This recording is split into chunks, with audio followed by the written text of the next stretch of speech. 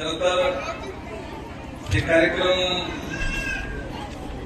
खूप आपल्याला सकाळपासून वेळ झालेला आहे. आता महाप्रसादाची वेळ आहे, परंतु दोन शब्द बोलायला लावल्याच्या नंतर उभं केल्याच्या नंतर बोलायला लागतात. तुम्ही दोन्ही साधील एकाच कार्यक्रमामध्ये सत्कार्य केला आणि प्रसादही आता देणारच. तत्पूर्वी आपल्या गावाचं प्रत्येक माणूस भेटल्याच्या नंतर आंबळी असो, गुरफळी असो, नवीन गुरफळी असो, गोरले गाव असो, जिथं भेटलं तिथं 4 वर्ष बंद पडला होता. एकदा जर कुठलं कोर्ट मॅटर असो किंवा इतर काही भांडणी असो, एखाद्या घराचं जरी बांधकाम करते वेळेस एखादी जर खिडकी बसवायची झाली, आपलं सुद्धा उदाहरण, तर ती आपण 4 वर्ष आम्ही 4 वर्षानंतर ती खिडकी तशाला तशीच दिसते. तसाच विषय सार्वजनिक कामाचा सुद्धा असतो. एकदा पाठीमागे पडले की त्याच्याकडे कोणीच बघत नाही. आज तुम्हाला सांगतो, इथं रात्री मी पिंपळगावला होतो, त्या पिंपळगावच्या बापूकड दर्शनाला गेलो होतो. मागच्या वर्षी एवढा महाप्रसादाचा कार्यक्रम होता. आम्ही विवेक देशमुख आम्ही एका दिवशी कार्यक्रमाच्या अगोदर गेलो होतो. कार्यक्रमाची किती व्याप्ती मोठी होती तुम्हाला एक उदाहरण सांगतो. एका दिवशी एक टेम्पो ट्रकच होता छोटा, उतरून घ्यायला लागले आणि मी भंडारगडात गेलो त्या कार्यक्रमाच्या अगोदर.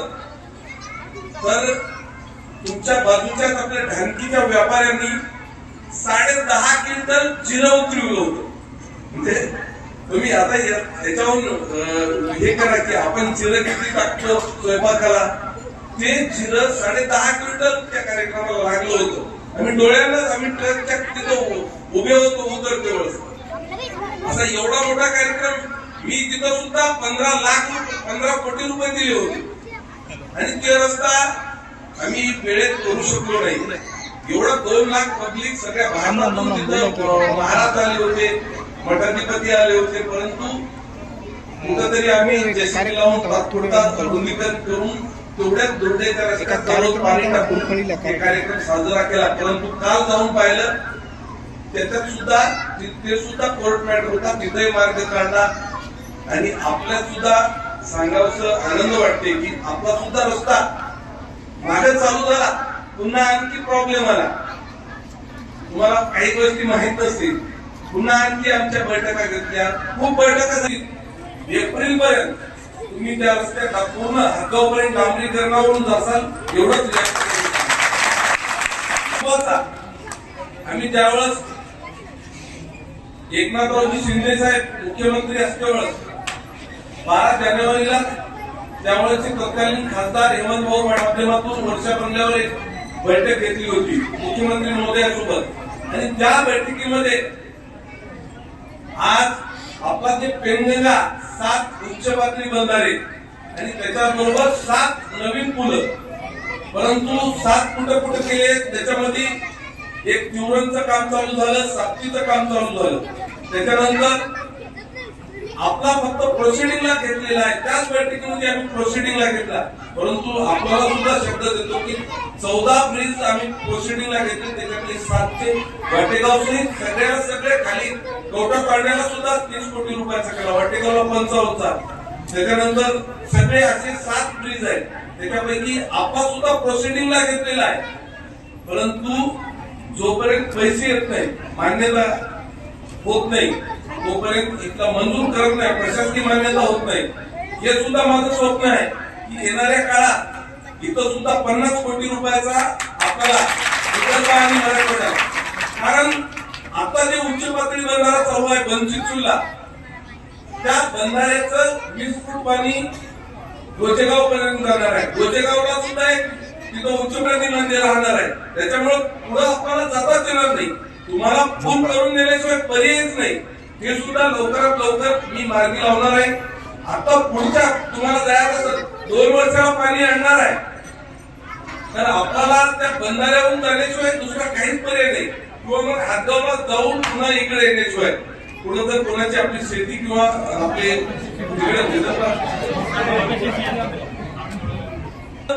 मी आपल्याला शब्द देतो, येणाऱ्या काळात इथं सुद्धा 50 कोटी रुपयाचा पूल लवकरात लवकर मंजूर करून घेऊ. ते आपल्या विठ्ठल मंदिराचे 10 लाख रुपये माझ्याकडे जमा आहे, कारण तेव्हाच शब्द दिला होता. सर्व इथं काम मला वाटते चालू नव्हतं, चालू होतं का, परंतु ते 10 लाख रुपये आणि दुसरे 10 लाख रुपये तुम्हाला इकडे जेवणासाठी 300 शेड 20 लाख रुपयामध्ये.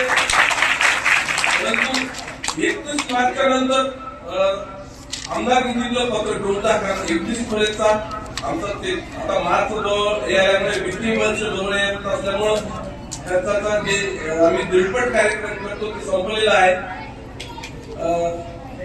म्हणजे 20 लाख रुपयाचा 3 शेड साठी जेवणासाठी भोजन घेऊन जा. त्याच्यानंतर काही रस्ते आहेत, त्याच्यामध्ये सुद्धा घरकुलाचा प्रश्न तुम्ही उपस्थित केला.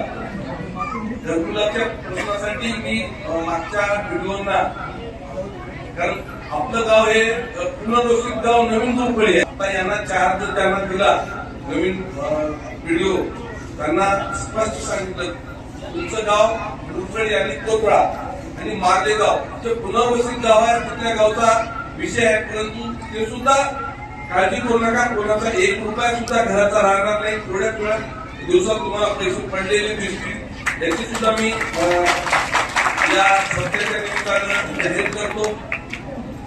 त्यात शेतकरी मंडळीचा विषय आहे खूप दिवसाचा, की शेतकऱ्यांची कर्जमाफीचा. ज्यावेळेस राज्यपाल महोदयाच्या अभिभाषणावर मी इतर एखाद्या वेळेस काही घोषणा करीन, एखाद्या वेळेस थोडे सांगेल, परंतु राज्याचे मुख्यमंत्री देवेंद्र फडणवीस साहेब ज्यावेळेस राज्यपाल महोदयाच्या अभिभाषणावर चर्चा करते वेळेस दोन्ही हिवाळी अधिवेशन आणि मुंबईचं बजेट अधिवेशन दोन्ही सभागृहामध्ये जाहीर केलेलं आहे की कुठल्याही परिस्थितीत त्याच्यावर एक समिती नेमली आणि येत्या जून पर्यंत ते सुद्धा मार्गी लागणार आहे. परंतु निकष आहेत त्याच्यातून सरसकट ती कर्जमाफी होणार नाही. ज्यांच्या इकडे एखादा गव्हर्नमेंट सर्वंट आहे ते वगळणार, असे बरेच निकष लावणार आहेत. परंतु 100% जून पर्यंत ती सुद्धा कर्जमाफी होणार आहे.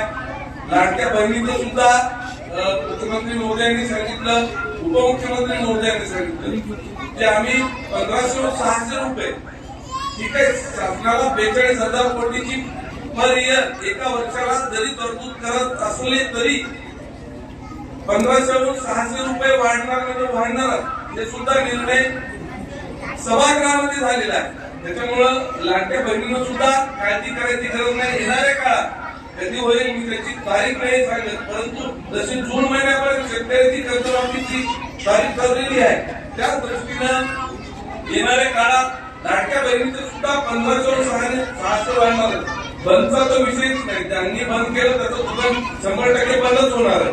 त्याच्यामुळं लाडक्या बहिणीला सुद्धा विनंती, काळजी करू नका. जास्त वेळ न घेता परत मी आपल्याला विनंती करतो की सर्वांनी मदत करून